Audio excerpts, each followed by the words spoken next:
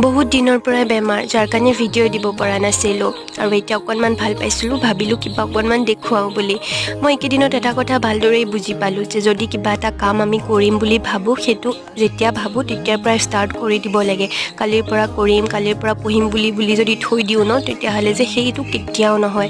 ময়ো ভাবি আছিলোঁ 1 তাৰিখৰ পৰাতো মই টাইম টেবুলে বনাই লৈছিলোঁ যে কি ক'ত কৰিম, কিন্তু সেই দিনাখনৰ পৰাই মোৰ বেমাৰ, মই একে মাথাটো উঠাব পৰা নাছিলোঁ, ইমানেই বিষ আছিলে।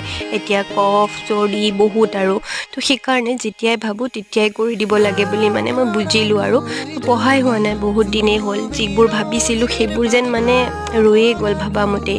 তথাপিও একো নাই, সময় আছে, পঢ়ি যাম।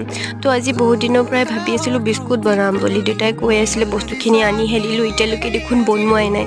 সেইকাৰণে মই আজি ভাবিলোঁ যে বনাই দিওঁ। কেক এটাও বনাইছিলোঁ বাৰু, আজি সেইটো কেৰাহীতে বনালোঁ। ৰেচিপিটো চাগে দেখি গম পাইছে কি ক'ত দিছোঁ, নক'লোঁ